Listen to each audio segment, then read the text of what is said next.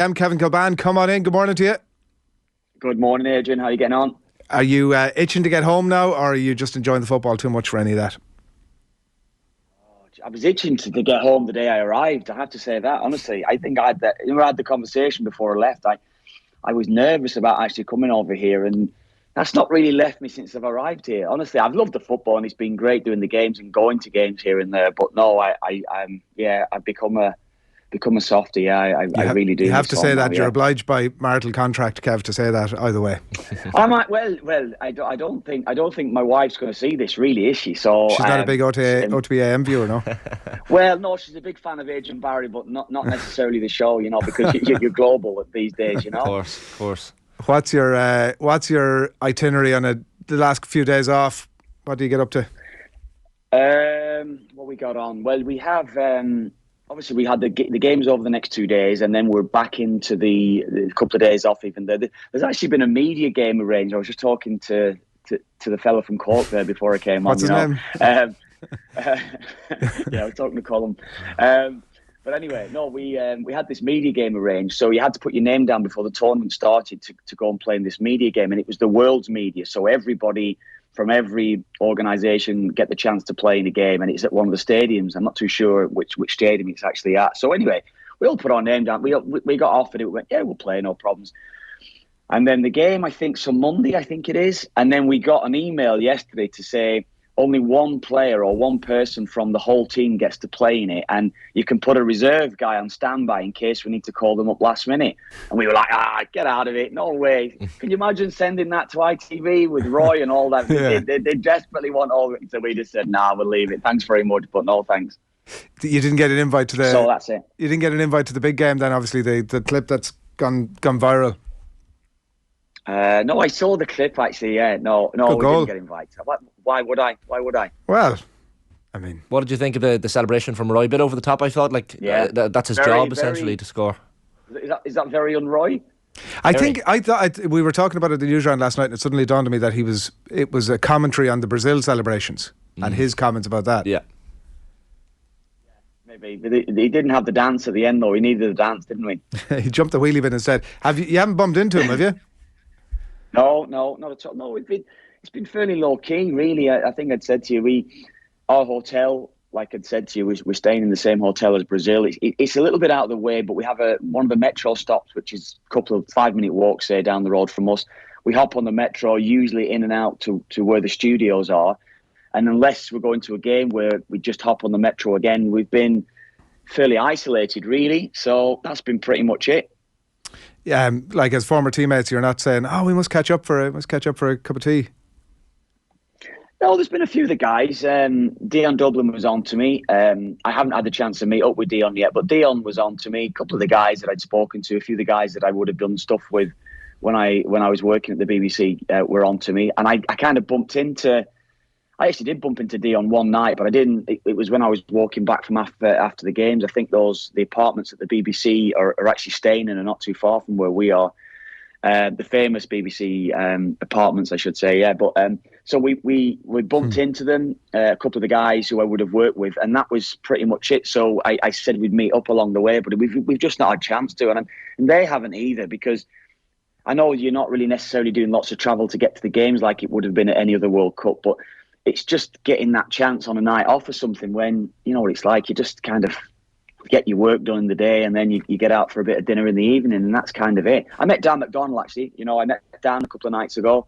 So we went out and had a bit of food, and he's someone who I did meet. Yeah, so I had a few hours with Dan, which was nice. Remember seeing Dan's tweet, I think, at the start of the tournament, where like the height of the nightlife in Doha seems to be these 24-hour coffee shops. So that's probably the only chance you get to kind of meet up with people, I guess. Shisha.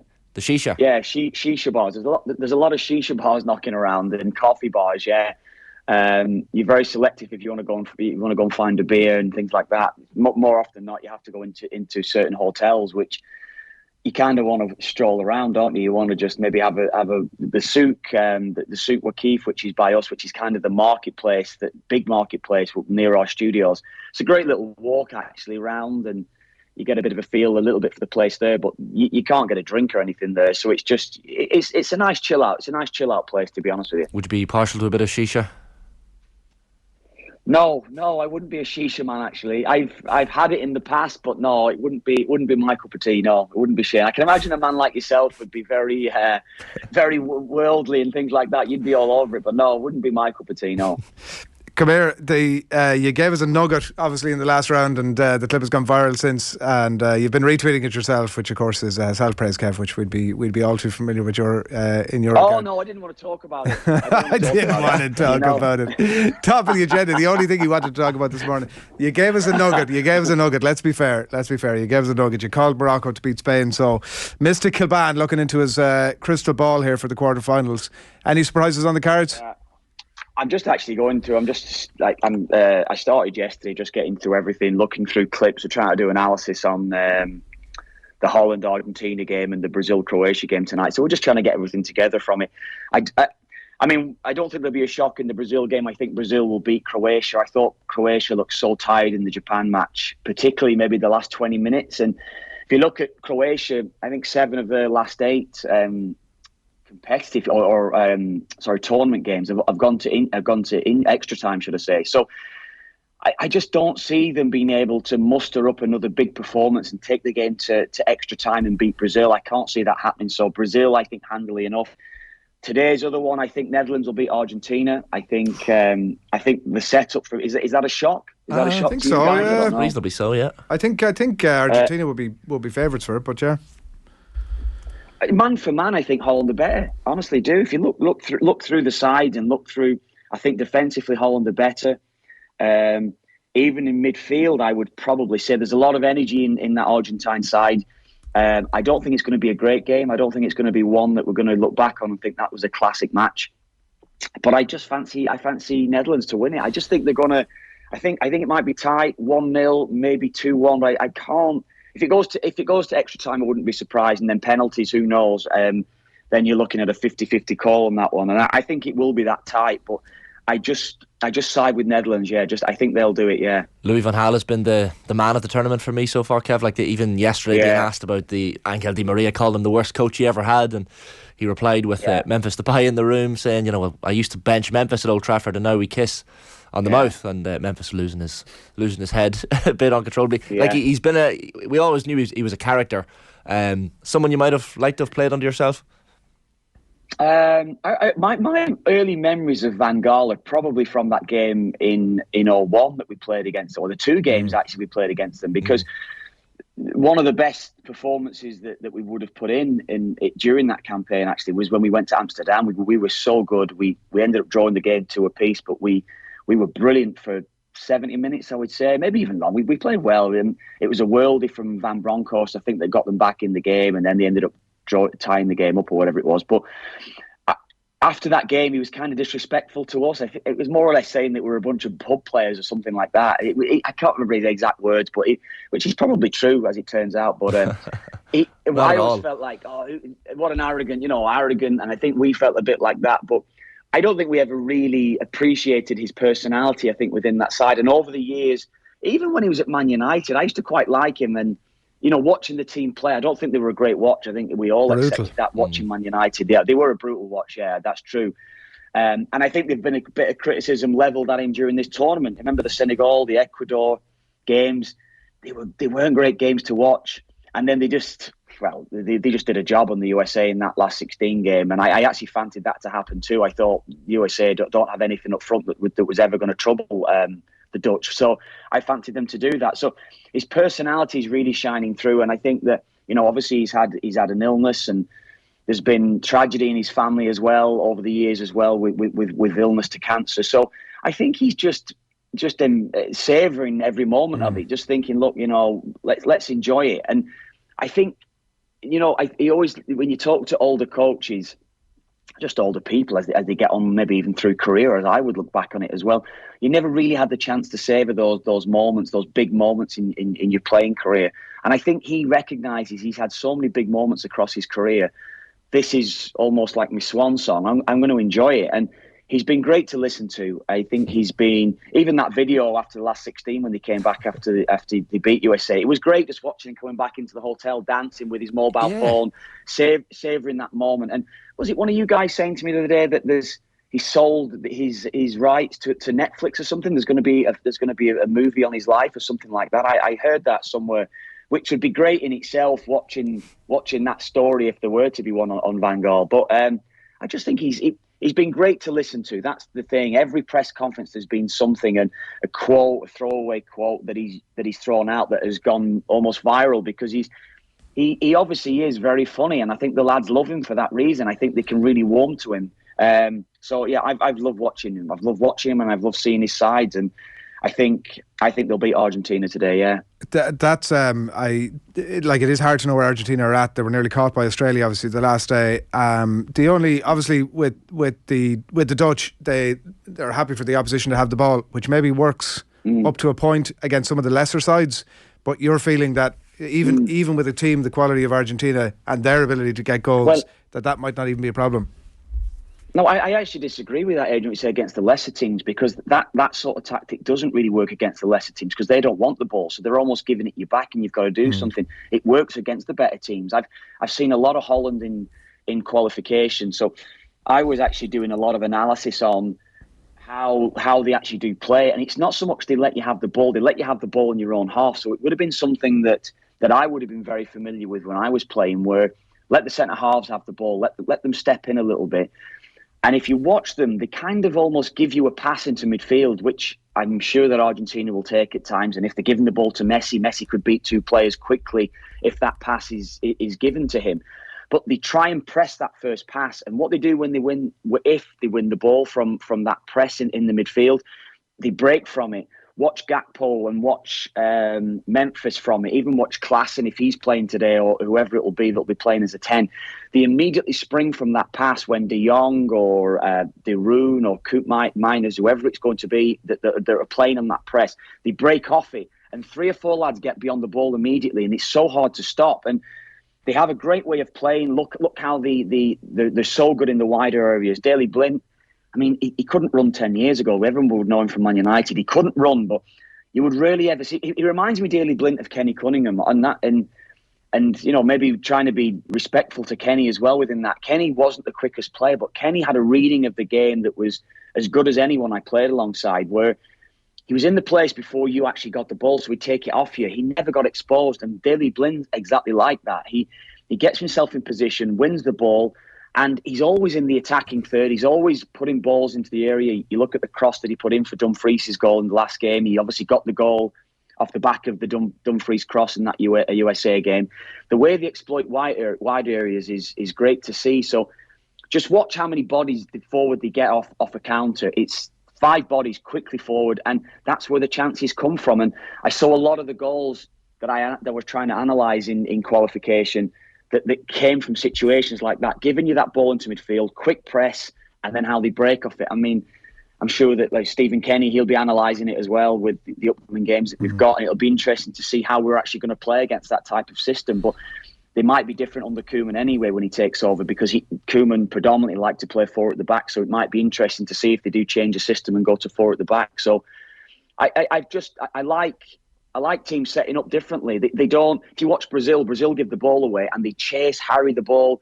4 or 5 players go and win it quickly, high up the pitch, like we see from Man City, like we see from Liverpool and maybe Real Madrid and various sides around Europe.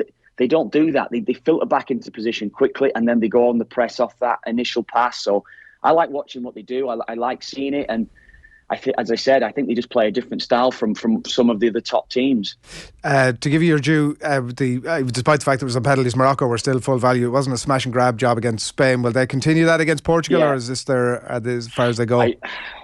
I don't fancy them. I think it's as far as they go. I was at the Portugal-Switzerland game the other night, and I think they're on a different level from Spain. I think the good. Why I thought it was with the Spain game, why they'd be able to do it, because they have a way of playing where they're able to go attacking, they're able to get bodies forward, which they did against Spain.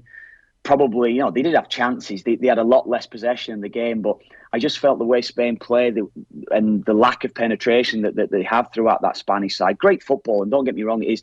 But I don't enjoy watching Spain. I didn't enjoy watching Spain at the Euros when they played the same sort of style. And I just fancied Morocco would have a little bit too much for them. And again, it went to penalties, so it could have gone either way. So, the call doesn't become great in the end. But I did fancy them to do something in the match. Whereas Portugal, different, Adrian. They have the penetration with Ramos. They have. I mean, João Felix.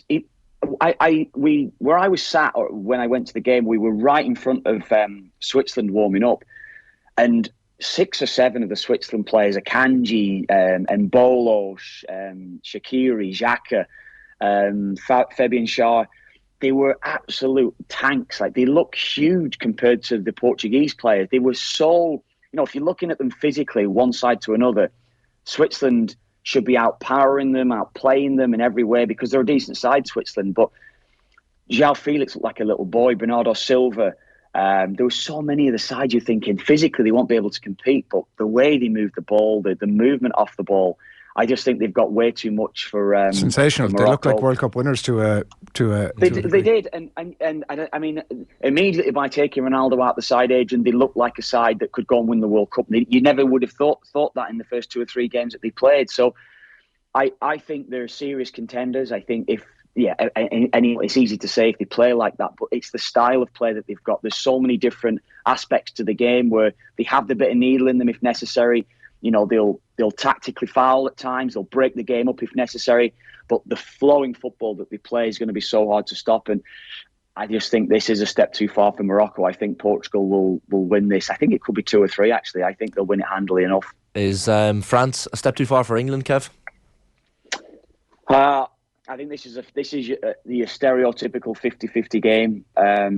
As much as I have fear that England's going to beat France.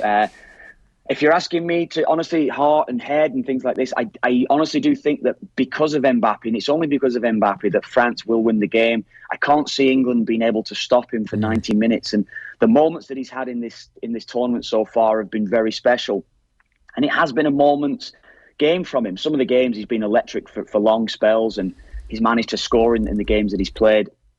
I can't see them being able to shut Mbappe down. If it even look to the Poland game, the last game, Matty Cash did quite well against him. And the truth is, if you're a fullback and you're playing against a superstar like that, he had moments Mbappe where he was able to get away, but he actually did well. And I thought, yeah, good performance. And then he scored 2 unbelievable goals because you just can't stop him. And that'll be the same with Walker, I think, at times. I thought Walker, we've tried to do a little bit of analysis for this game on the matchup and how it's going to go between Walker and Mbappe. We've tried to do a few matchups throughout the team, actually. But Walker and Mbappe, I think we all accept it's going to be a key one for how England are going to set up. And Walker had a couple of moments in the game. I can't remember who they played. Who did they play now?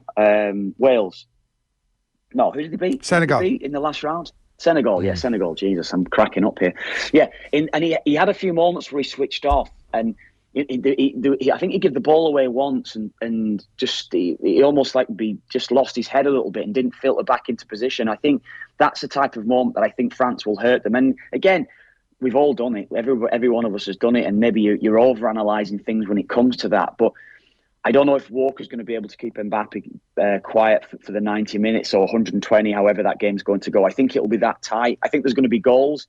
I think we could look at easy 1 apiece, 2 apiece in this game. And again, I think they've both got so much talent attack-wise that could hurt each other. But I just think I'm going to go with France. I just think France will win it. And that's not, maybe it is my heart telling me that, but my head's saying that France just have too much with Mbappe in the team.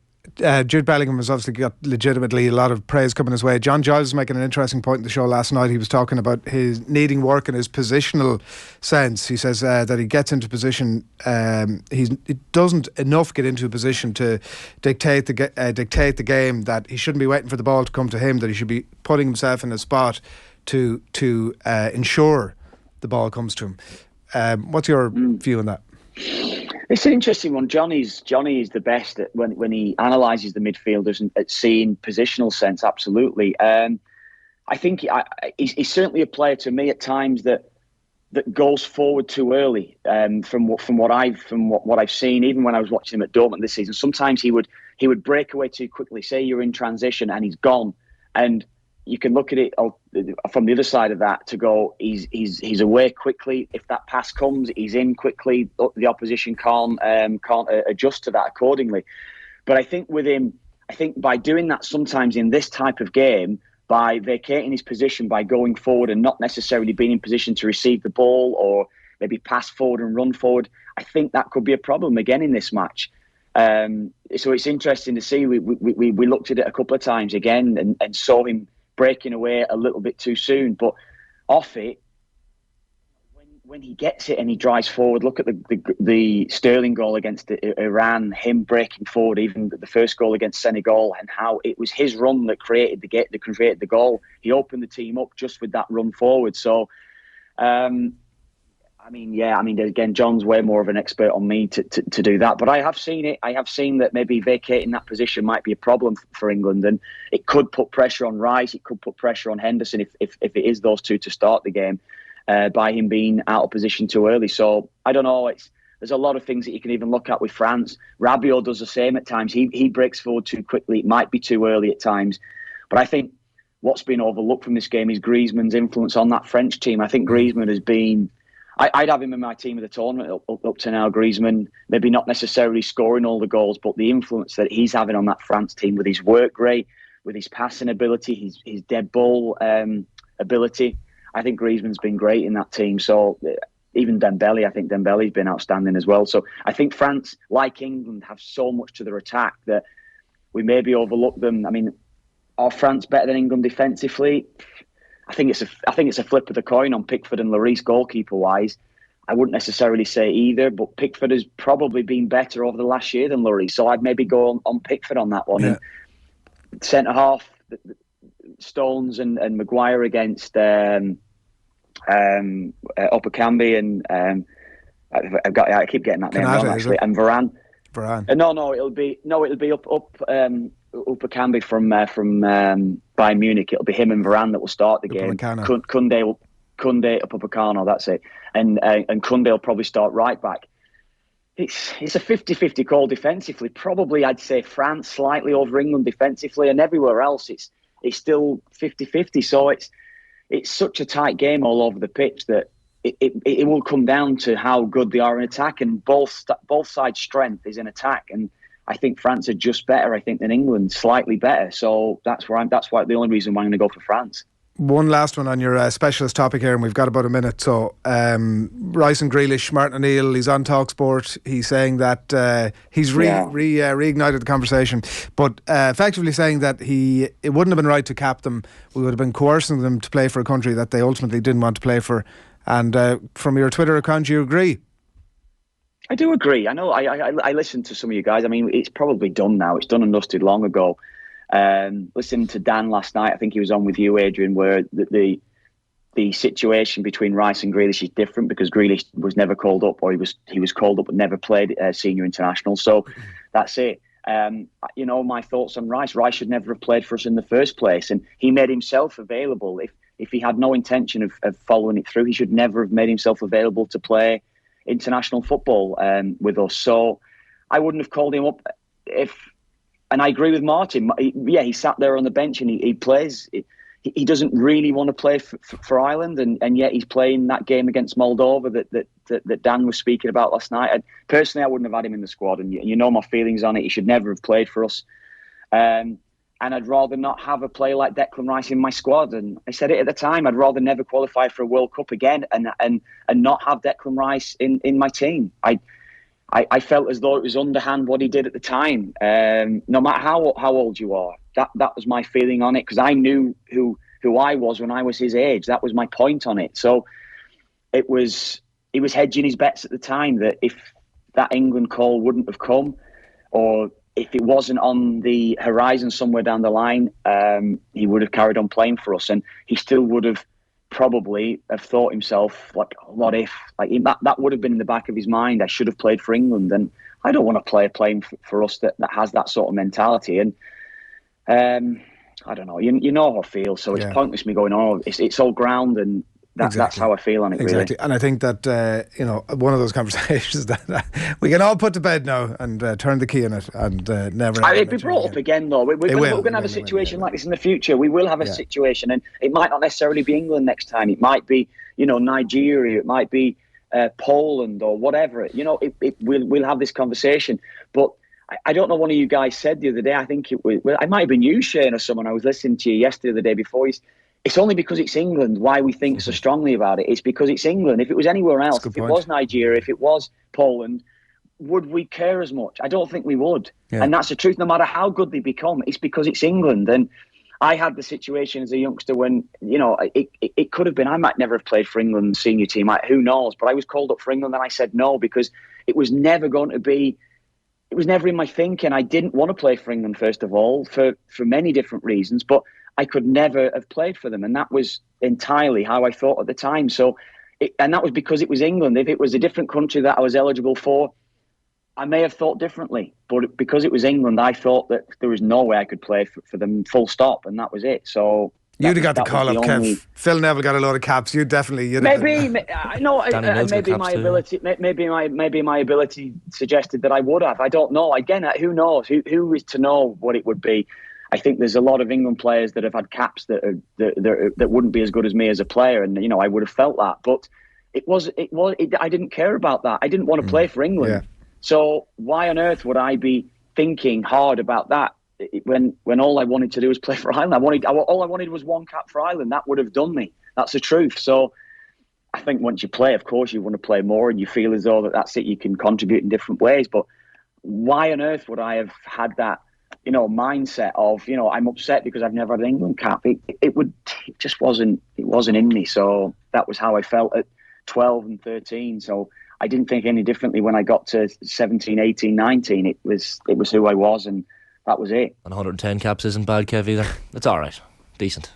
Well, that's what it means everything to me. It means a lot more, Shane, when you know who you are as a person, you know what you stand for and everything that goes with that. So, as I said, playing once for Ireland meant way more than getting, as I said, 100 England caps. Like it wouldn't have made any difference to me. Honestly, it would never have happened because I wouldn't have let it happen. How I felt at the time was just in my heart, and I think everybody knows, no matter what you say, when you play international football has always got to be special. It's always got to be something very different. So where what were you doing the first time you watched an international game and you saw the team lining up for the anthem? How did you feel when you were 12 and 13? You know it. You can answer the question clearly in your own head.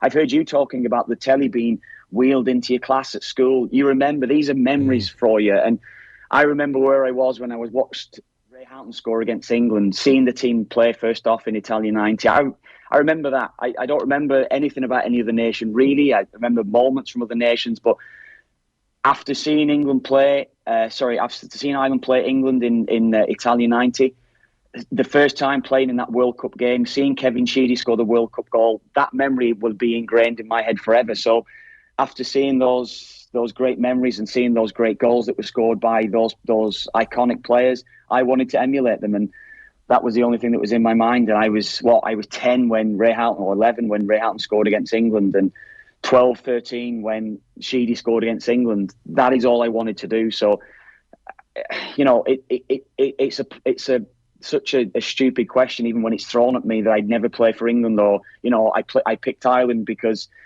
I'd never get an England call up that's been thrown at me from England supporters. I think you guys know it's true, and I know who I was and I know who I am. I could never have done it. So regardless of whether I was never called up for Ireland, and I tell everybody as well, when I was called up for England, Ireland was never even on the horizon. It was never even mentioned. It was never even, I don't think anybody in Ireland knew that I was eligible to play for Ireland at that time.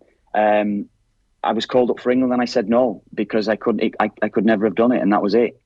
I knew it was a mistake asking you a question about that, and I hope that you'd keep it to a minute. Kev, good man. Thanks a million.